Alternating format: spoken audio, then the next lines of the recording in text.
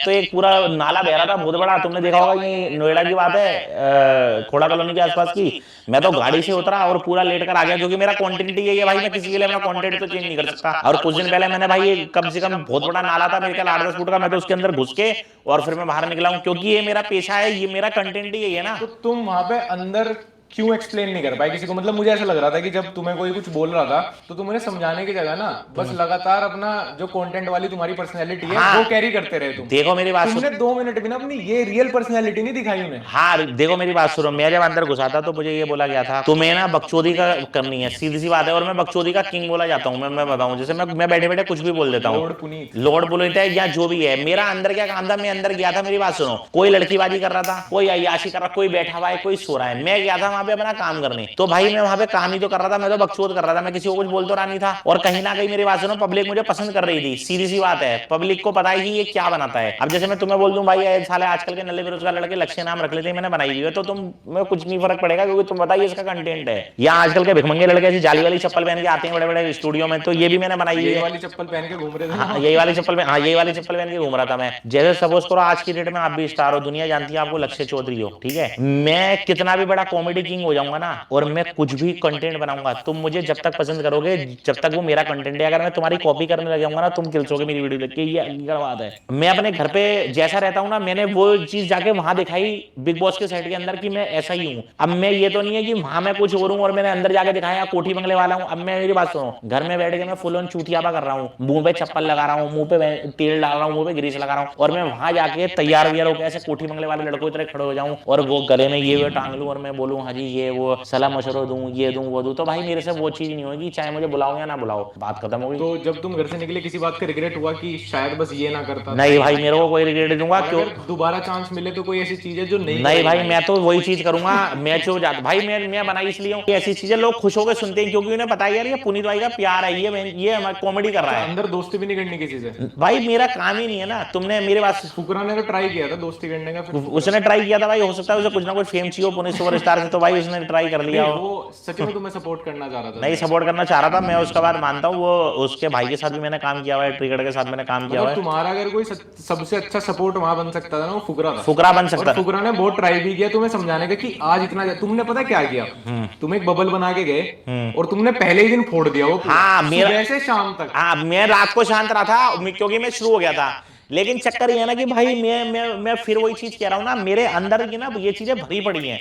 आप समझ नहीं रहे मेरी बात को, मेरे अंदर ये चीजें भरी पड़ी हैं। कहीं ना कहीं जो फुकरा है ना, जो उसने मेरे को समझाने की कोशिश करी थी, ऐसा नहीं है क्योंकि वो चाह रहा था मैं अंदर रहूं, क्योंकि मैंने तुम्हें बताया ना कि उसने माँ की कसम खाई थी, उसने मुझे खुद बोला लेट कर कि पुनीत भाई माँ कसम खा के कह रहा हूँ, कह रहा अगर तुम नहीं होते ना तो मैं ये छोड़ के भग जाता, मैं दीवार टाप जाता, और जिस दिन जाओगे मुझे लेके जाना। और उसने ये भी बोला कि जिस दिन तुम चले गए ना, ये सारे के सारे मुझे खा जाएंगे, और ये सच बात है, वो उसको खा भी रहे हैं। तुम्हें जितने लोग अंदर लग रहे हैं, क्या लग रहा है कौन जीत सकता है? किसके चांस सबसे ज्यादा है? भाई देखो मेरी बात सुनो, मैं ये तो नहीं कह सकता कि भाई कौन जीतेगा कौन नहीं जीतेगा, मुझे फुकरा पे था थोड़ा बहुत, लेकिन उसको मुझे ऐसा लग रहा है कि अब उनको ये लग रहा है, क्योंकि देखो मेन बंदा था मैं, मेन टारगेट पहले मैं था।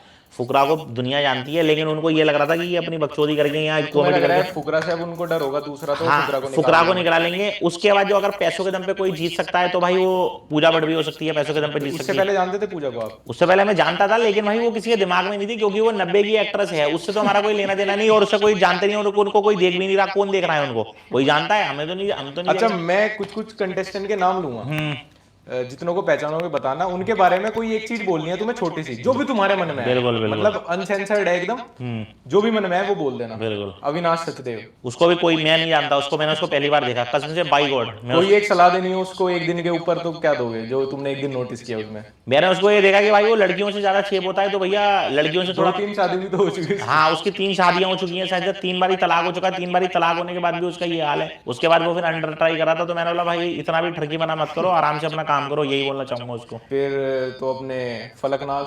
वो ओवर एक्टिंग बोलना चाहूंगा मैं उसको, कि ओवर एक्टिंग की दुकान।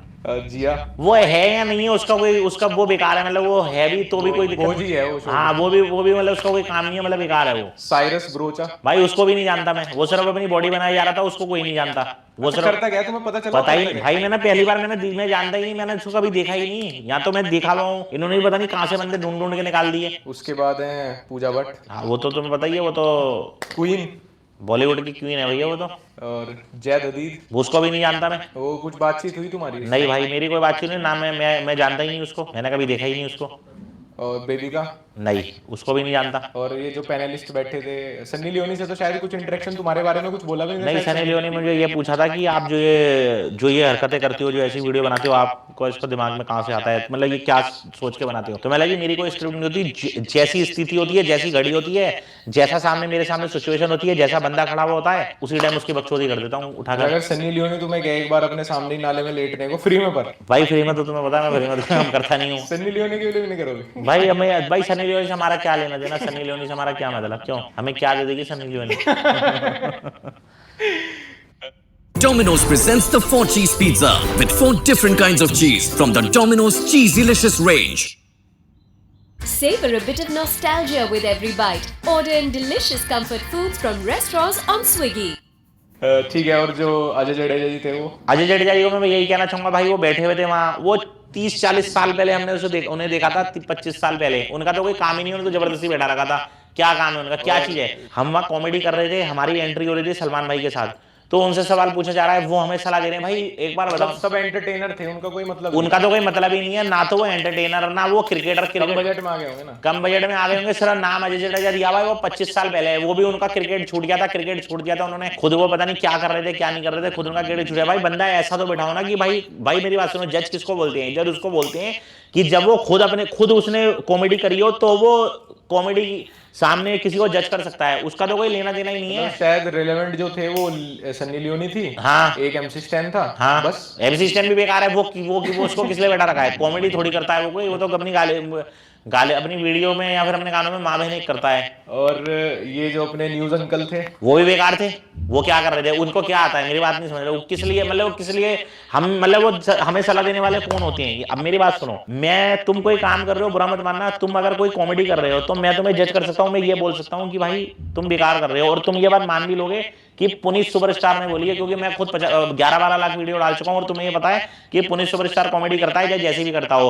अब तुम्हें सामने ये वाला बंदा खड़ा हुआ है, अगर ये तुम्हें जज करेगा, तुम इसको बोल सकते हो भाई तू खुद क्या है जो तू मुझे जज कर रहा है? तो भाई वो तो उनका तो कोई लेना देना ही नहीं है कि भाई मैं क्या कर रहा हूँ क्या नहीं कर रहा। जज भी उन्हें बना रखा है जो बिल्कुल बेकार, जो कोई काम के नहीं है। तो अगर तुम्हें एक दिन के लिए मौका मिले इन्हीं कंटेस्टेंट्स के साथ बिग बॉस बनने का, तो तुम ऐसा क्या चेंज करोगे घर में? भाई मेरे तो देखो, घर में सबसे पहले ये चेंज करूंगा, क्योंकि मुझे ऐसा लगता है, क्योंकि मैं तो जो पहले मेरा मुद्दा था, जो मेरा सवाल था, और आज भी यही है कि भाई ये गेम फिक्स करा जाता है जब तुम्हें लगता है कि कोई बंदा अपने टैलेंट पे, कोई गरीब इंसान, में अपने आप को ये भी नहीं बोलूंगा कि मैं बिल्कुल फकीर और गरीब हूँ, लेकिन कोई गरीब, क्योंकि मेरे उनके सामने उनके कंपैरिजन में मैं गरीब हूँ। मैं बिल्कुल बिना सोर्स के पहुंचा हूँ वहां पे, अपने दम पे पहुंचा हूँ, अपने टैलेंट पे पहुंचा था। तो जैसे आपने वाली बात कही कि भाई फाइनेंशियली अगर देखा जाए तो बहुत फर्क है उन लोगों में, हमारे में, और सोर्सिंग में भी। बिल्कुल सही बात है ये बात। तो इस तरह का कोई अंदर जाके तुम्हें लगा, कुछ ह्यूमिलेशन फील हुआ? क्योंकि मुझे बाहर से काफी लग रहा था कि वो लोग ऐसे ग्रुप से तो आउट कर ही रहे थे हर जगह से वो लोग।